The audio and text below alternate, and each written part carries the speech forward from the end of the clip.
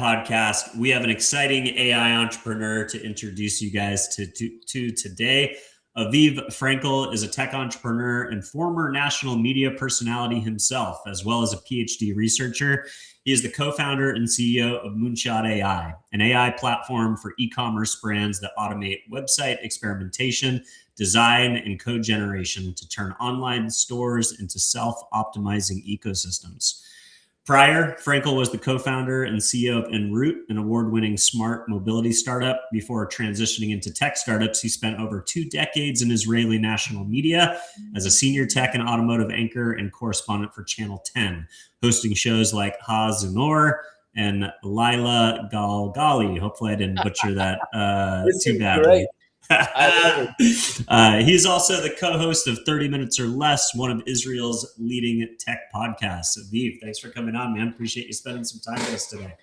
It's a pleasure, Dylan. So I know I just wrapped a pretty awesome bio. You've done some amazing things in your career, but maybe you can contextualize it for us a little bit. So where'd you grow up? Where'd you study? And then how'd you kind of get into the tech world, coming through this awesome background in media yourself? Yeah, so I grew up in Israel, right, in a town called Haifa, which is on the coast of the Mediterranean, an hour to the north of Tel Aviv, where I live today. Part of my childhood was not in Israel, it was in Nigeria, in Africa. My father worked there, so we spent a few years there, and I have so many great memories. But then we got back to Israel, and where I spent the rest of my childhood. And then you probably know or heard, or if not, in Israel, every 18-year-old girl or guy goes to the Israeli army. Yeah. And if you've had on your show maybe other Israeli entrepreneurs, and we are Startup Nation, you know that a lot of them were these tech nerds that were picked up by the Israeli army to do amazing cybersecurity. I was not one of these. Actually, my co-founder Aviatar Segal was in one of these elite tech units, did cybersecurity for many years, stuff you can't talk about. Right. I was in a very small army unit, which is very hard to get in.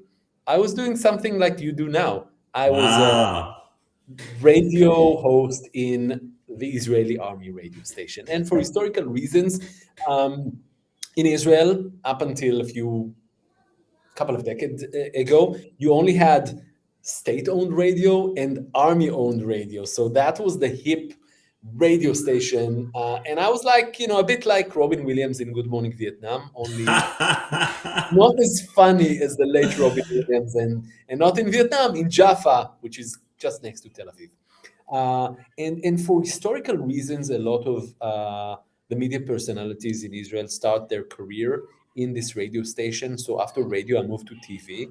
I was hosting shows. I was a tech correspondent for Channel 10, which is one of the 2 biggest television channels in Israel, now rebranded as 13. It's another story. Let's not get there.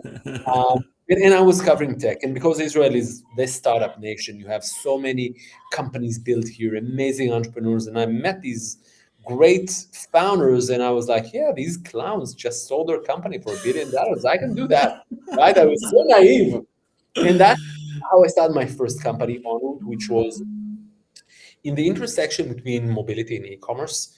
So we built this cashback / e-commerce platform installed into mobility apps, allowing passengers to ride for free as they shop. The retailers were paying for the ride. So imagine you take an Uber or Lyft ride and you buy stuff on, I don't know, like Nike.com or whatever, and the retailer is paying for the ride. So with every product you buy. That's really cool. So it's basically like a rewards platform for ride sharing. Yeah. And we did great partnerships with mobility operators all over the world. We eventually sold the company to one of our customers. Not a huge outcome, but as one of my investors said, it adds up. Sure. But one of the pains I had is because we were pre-installed into mobility apps, we had a lot of traffic. And I remember our first collaboration was in Germany. We had this collaboration with the National Rail Company of Germany. We launched a product. We were super excited. We got tons of traffic because the call to action was very appealing, right? Shop and ride for free. But for the first few for the first few days, nobody bought anything. Interesting. That it's not enough to build a product, right? There's this word called CRO, conversion rate optimization. And we started doing it on our own. And for me, it was like voodoo. I never knew what worked and what didn't. I was always guessing. And then for every change and every test, I needed the help of developers, designers, analysts, UX people, product people that would look into the analytics and heat maps and then check what the competitors are doing and then coming up with an idea for a test, design it, build it, run it. And then 2 months later, I forgot what I wanted to test. And eventually, selling Enroute, when Eviatar, my co-founder and I were like, okay, let's build something huge. What's the next thing we'll build? This was a pain we both had, and that's why we decided to build Moonshot, which will be very soon rebranded. As we can talk about that in a minute. Yeah, well, why don't we jump into it? So I know we talked a little bit off camera about the rebrand. I think the hardest part in tech branding these days, but especially in AI, is that there's a lot of companies that sound similar, and it's hard to stand out when you've got so many startups in the space now. So I love the brand Moonshot. I think it was a really great brand name, but it does kind of, you think about like Google Moonshot, and you think about these moonshot ideas, and it feels like a big AI name, and it doesn't tell me what you guys do as much, which is you guys are basically, a responsive AI company for e-commerce platforms. So it would make sense why you would maybe want to start to lean into your specific niche a little bit more with your branding. But tell me your perspective. Yeah, I love Moonshot, and our team loves Moonshot, and our customers love it, and our investors. You know who else loves the name Moonshot AI? A small company in China that raised $1 billion, which is OpenAI of China. They built this model called Kimi, and when we started, no one heard of them, right? They were like super Chinese. The middle L in their LLM is Mandarin. But now they built this model, which is global, and they're going out of China. And for the first year or so, it was great because no one heard of them, and we were fine.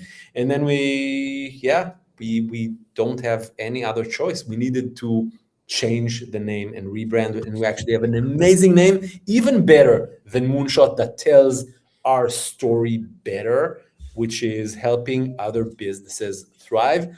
I can't tell the name yet. That's okay. We'll look forward to hearing that news when it breaks. So yeah, I think that's an interesting dynamic that happens, in business where, your brand, even if you have it first, it kind of can get eclipsed by a bigger brand. I had a friend who ran an agency called the Buddy Group back in 10, 15 years ago. And then this company popped up on the scene that was helping manage people's social media presences on platforms like YouTube and Facebook, called Buddy Media. And they became way bigger. They eventually were acquired by Salesforce. And they sued my friend's company, Buddy Group, preemptively in order to get him to basically change his name and give up the copyright, even though they were the one that was infringing on the copyright. So I don't know how it works in China, but did you have a legal reason? Did they come to you guys and offer you money, or did you just feel like they were becoming too big? They were going to overshadow you guys with their brand if they were, being associated with it. Yeah, I mean, when we started seeing them in discussions, customers, especially the European ones, asked us, "Are you a Chinese company? Are you connected to China because of issues, etc.?" Then that was a trigger to, okay, let's make a change. And that makes sense. So you didn't want to be associated with their brand, and it just created confusing narratives that had to be explained, and it got in the way of actually probably spending the time talking about the things you wanted to talk about, which was the business results, now you're backtracking and having to explain this. No, we're not that company from China, we're this other company. So yeah, that makes a lot of sense. All right, awesome. So you know, I love the positioning that we talked about. You know, automating website experimentation, design, code generation, and really turning stores into self-optimizing ecosystems. Can you talk a little bit? So are you guys agnostic to the e-commerce backbone that a platform is built on? Can I work with Moonshot in its current iteration if I'm Shopify, if I'm WooCommerce, if I'm, you know, Webflow? Like, what are my limit? Or are you actually the e-commerce engine that people install for their storefront? Or are you just helping optimize these different ecosystems? Yeah, we're platform agnostic. We don't care where you built the store or where you host it. We work with brands on, you know, Shopify, BigCommerce, WooCommerce, Magento, Wix, VTEX, proprietary tech, because essentially what we do is we're manipulating and changing your HTML and CSS. So we don't really care what kind of platform you're using because every website is built in the same way. That's cool. All right. And then you talked about when you were running your own conversion rate optimization experiments at Enroute. Really, you talked about this idea of experimentation. How do you come up with a thesis for a conversion rate experimentation? And then what do those types of experiments look like? If you could maybe give me an example of what's an experiment that you run and what kind of outcomes you're looking for.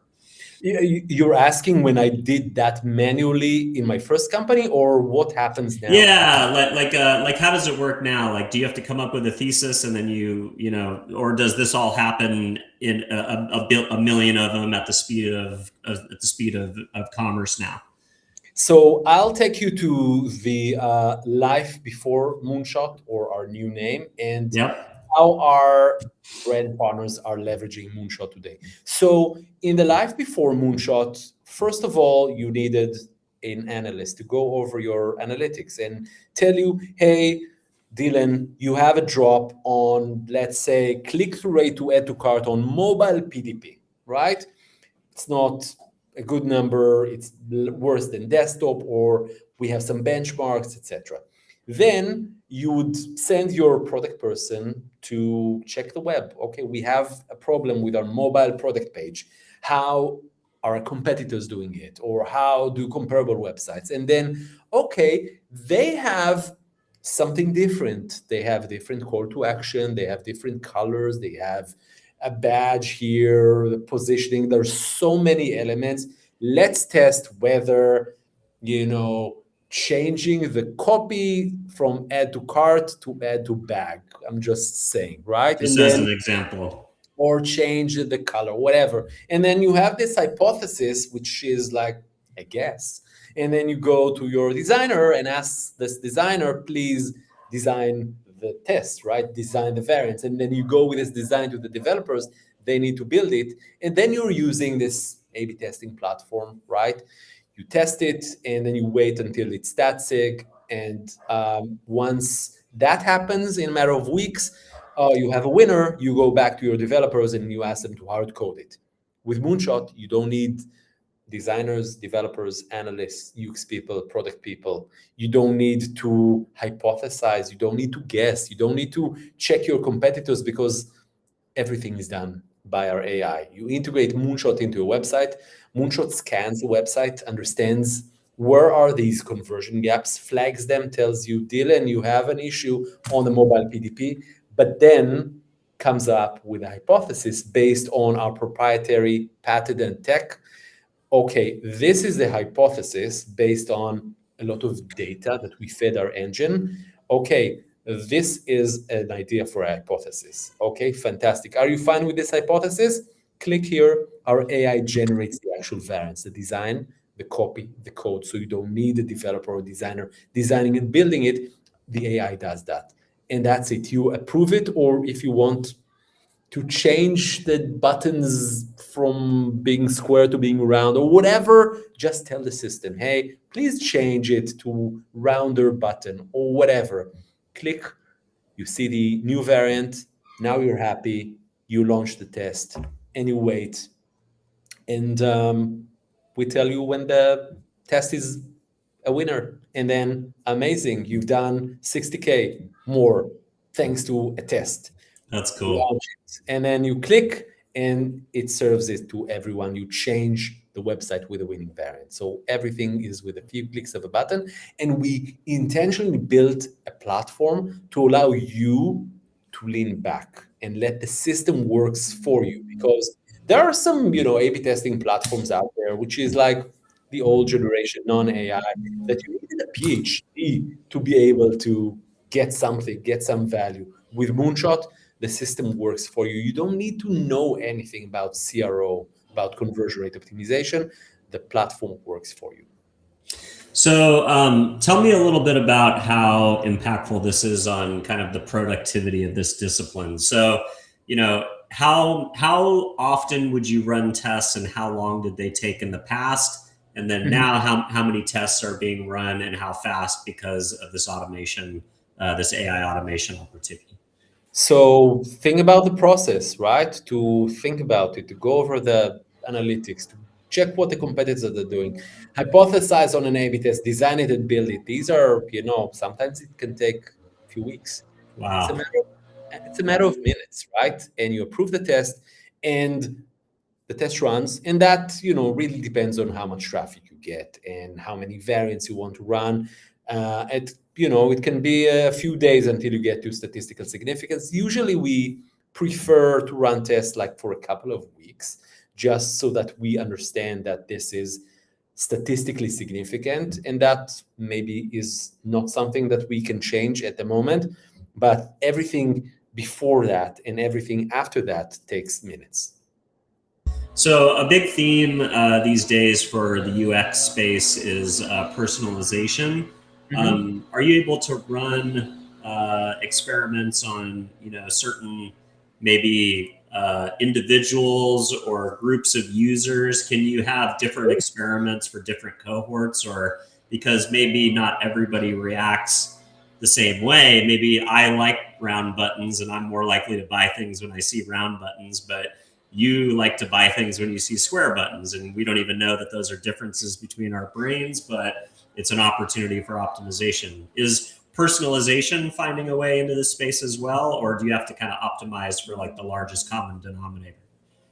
Absolutely. Personalization or segmentation is definitely a very big part of what our system does. So we can segment stuff based on, of course, we run different tests on mobile and desktop, right? And then geography, we have some great results from geography-based tests that we ran, even to the zip code, as small sample size as a zip code. And then it's like everything around actions that people did on your website. So we can run different tests of people that came for the first time, so new visitors versus returning visitors versus people who added to cart in the past but didn't purchase, those who purchased multiple times. So all of these segmentations, and also traffic sources. So maybe people who got to your website through a query or a prompt on ChatGPT,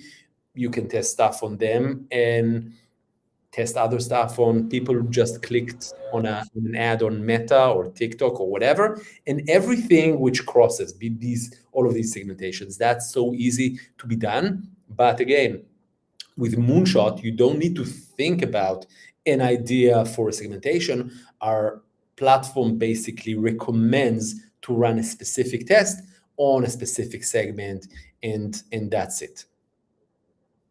So basically you're thinking about the kind of the buyer journey. So if somebody, maybe takes a click to your website through something that is, more brand focused, maybe they're top of funnel, they see an interesting ad and they're like, oh, this is cool, I'm willing to click through. That's a different type of customer than somebody that spent 10 minutes in a chat bot asking questions about your product and now they're really ready to buy and then they click through. Those need to be optimized for different outcomes, essentially. Maybe and maybe not, but let's test it. Yeah, yeah. Why not test it when you have the ability to do it? So, I love this idea of, self-optimizing organisms. You're kind of talking, to like where the AI industry is, currently kind of racing towards, which is, how do we optimize and write code? How do we automate the process of like actually writing our own code, right? So like self-improving AI, and then also automating the research and the training models. Do you see a time in the future where these optimizations that you guys are creating maybe don't need to have a human in a loop approving them? And how important is it to have a human in the loop today? And why is it important to have a human say, okay, I agree or I disagree with this suggestion? I would say we always will need a human in the loop in some level of giving freedom to the AI. So we have like fully auto mode, but still the human in the loop, we want them involved and, going over the outcomes of these tests. But I would say in the age of AI, human have become even more important because they need to be more creative, drill deeper, dive deeper, and let the AI take over all of the tedious stuff that you used to do in the past, which everyone hates, right? I hated doing CRO from A to Z, right? I wished for a tool like Moonshot when I had my e-commerce website. Yeah, that's really interesting. Yeah, I think it's taking out that kind of the tedious nature and letting those things kind of happen in a way that is organic, and then you can kind of focus on other high priority tasks. All right.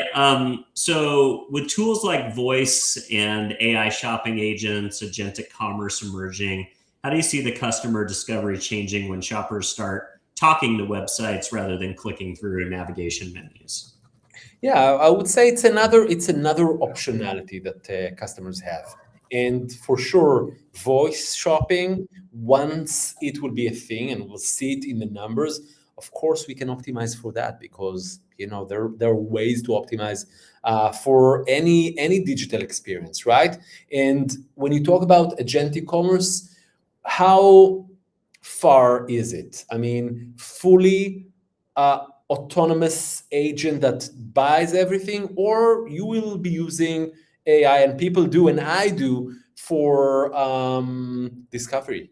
So you want to check what, give me the best $200 sneakers, right?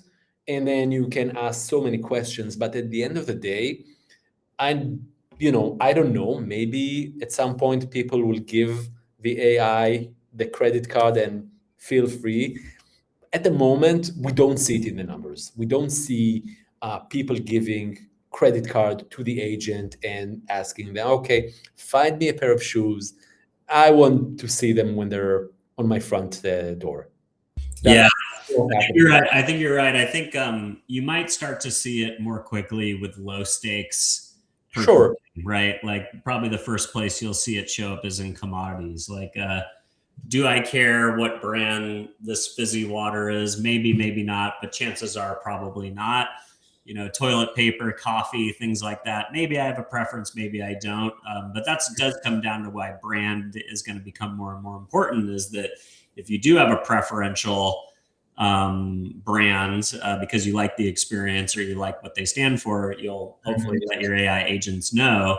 And then everything else just becomes how fast and how cheap and what level of quality, and the AI might find out those things about you. But I agree with you. When you start to get into any commerce decision that requires taste, when you're talking about fashion, shoes, clothing, jewelry, like everything above commodities all the way up to a car or what home you buy, there's probably going to be less handing over of the actual purchase making decision, and more AI being an informant and a research assistant, and maybe someone that shows you where to get the best deal versus what product that you actually will be happy with.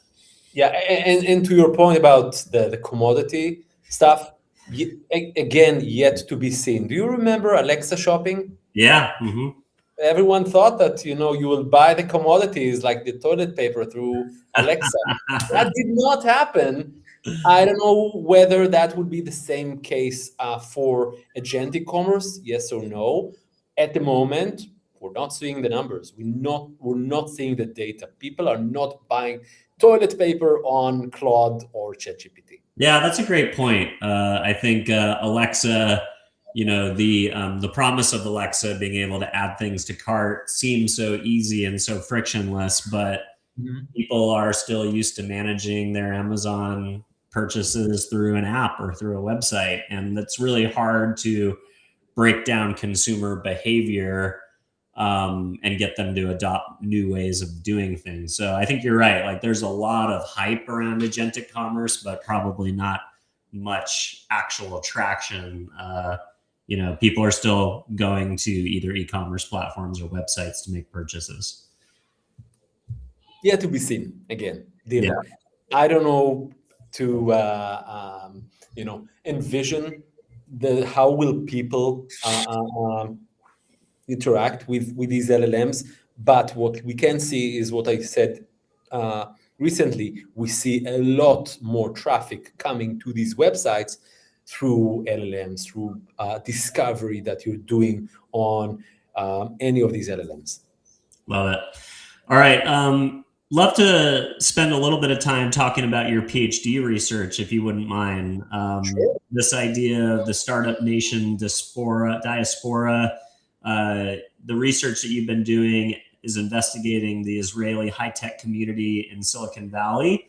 My top performing episode last year was a Russian immigrant to Israel who was working for an Israeli VC who was spending time living in Abu Dhabi and talking about the AI bubble last year. So that was my top performing episode. That's cool. I think the Israeli diaspora or the tech the high tech community in Silicon Valley. I think that's super interesting. So, what is your research focusing on, and Yeah. what trends have you uncovered so far? So it was very, very interesting because I found myself in my first startup traveling to Silicon Valley a lot because that's where the tech mecca is. So number one is Silicon Valley, but number two is Tel Aviv, and what is considered Silicon Wadi, right? That's Yeah, yeah. and I met all of these great people in nodes, right? Amazing investors and people high up in corporates and founders that moved to Silicon Valley. And what I found out is that they are really helping the Israeli ecosystem by being there, meeting great people who are at the forefront of Silicon Valley, and then start connecting the dots and helping Israeli founders. So I don't know if you've read Startup Nation. That was a very popular book, like, I don't know, like 15 years ago, I would say, when the tech ecosystem in Israel became huge. But that wasn't the full story. And no one was talking about the Israeli ecosystem in Silicon Valley. And when I'm saying Silicon Valley, it's not the geographical Silicon Valley, but the notion of Silicon Valley, the same way Hollywood is not Hollywood and Wall Street is not Wall Street, but It's actually, the industry of the tech industry, and yeah, now that's a little bit more dispersed geographically because of post COVID things and all the things. But in general, the VC community where 95% of venture capital is deployed is still within the 100 miles of San Jose, right? yeah, mainly Sand Hill Road, and I met these people, and they were like helping Israeli founders who came to Silicon Valley every few weeks or months in many ways. First of all, capital, and then teaching them, stuff which is even easy stuff like understanding the way Americans communicate, teaching American English, business American English to Israelis, and then vice versa, telling Americans, listen, the fact they're loud, etc., and they're yelling at each other, it's just because they're like so energetic. They don't hate each other, right? And then I remember I met this VC guy in the US, and told him about my startup, and then he said, that's very interesting. And I was like, wow, this guy thinks what I'm doing is interesting. And then I asked an Israeli who lives in America, and he said, yeah, when a VC guy from Silicon Valley tells you it's interesting, it means you will never hear from him. A totally different way, that's literal. When someone tells you what you're doing is interesting, means that he's interested. No. That's the other way around. So that's another thing, and also helping with transferring information, transferring knowledge between these two big technological centers. So I would say that's the high-level explanation of my PhD. That was a very interesting process. I've done this PhD during COVID when I had my startup, but I couldn't fly because I was flying all the time. So I was interviewing all of these people in Silicon Valley, and also people that left Silicon Valley and got back to Israel. And I think it's an interesting story. Maybe I'll turn it into a book soon. Yeah, that'd be a great book. That'd be a great follow-up to Startup Nation someday. Yeah. I love it. Okay, cool. And you've co-hosted 30 Minutes or Less, one of the Israelis' top tech podcasts. How has interviewing hundreds of CEOs and investors shaped the way that you build and pitch your own companies? And how have you leveraged podcasts as a marketing tool for yourself? So I think, and it, right? You're hosting this cool podcast too. So first of all, I would say it's a great tool for networking. I was on TV, so I knew a lot of the leaders of Israeli tech. Now I've been hosting these founders, entrepreneurs, investors, CEOs on my podcast, and one outcome is over the years, I think 4 or 5 of the people that came to the podcast invested in both my startups because we met, and then they asked, but what's this? What are you working on right now? The last being an amazing entrepreneur in Israel, a super angel called Benny Schneider, who actually was the first investor in Moonshot. Wow. And brought on board another great investor who's based in Silicon Valley, and actually 2. So that was great for me. But also being up to date on everything that goes on, right?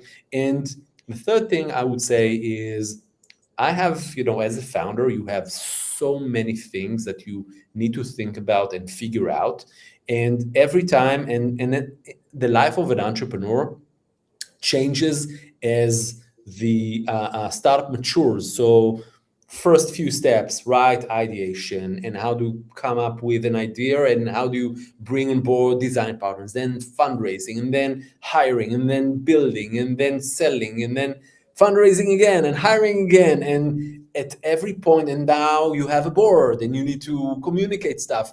And every time I was in a different phase, I asked different questions. The people that came to my podcast, because they were super successful entrepreneurs, people that built companies that were worth like hundreds of millions or billions of dollars. And I was able to get 30 minutes with them and ask whatever I want to ask. And that was great.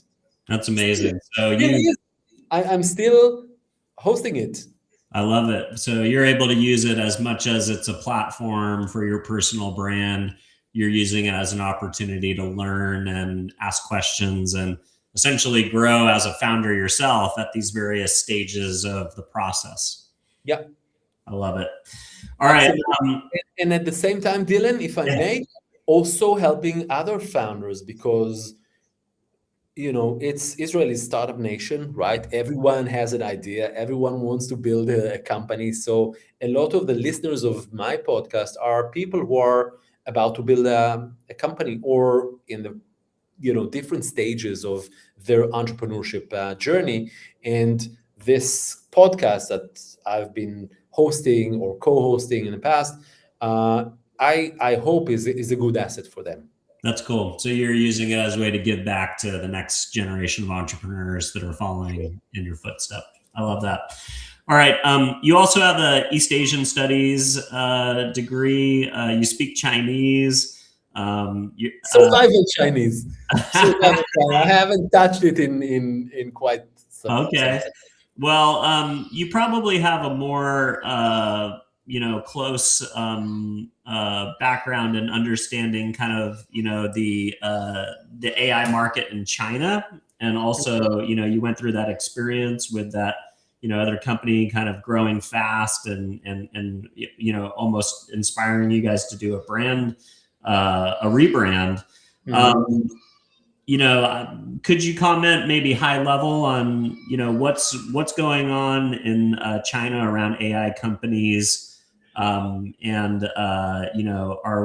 is the West competing? Is China catching up? I'd be curious just on kind of your macro outlook on Chinese AI entrepreneurship and tech growth versus our own. Obviously the DeepSeek moment was like kind of the one that broke the internet and erased $1 trillion worth of market cap from the US stock market. We haven't kind of heard of anything that dramatic since, but be curious of, based on your background, I imagine you're a little bit more plugged into that world than the average maybe consumer or person looking at the industry from a Western perspective. Be curious just on your thoughts around macro trends. Yeah, I would say that, China is a fascinating country with such a rich culture. And, the fact that they were able to, I was there in 2001. That was my first trip to China.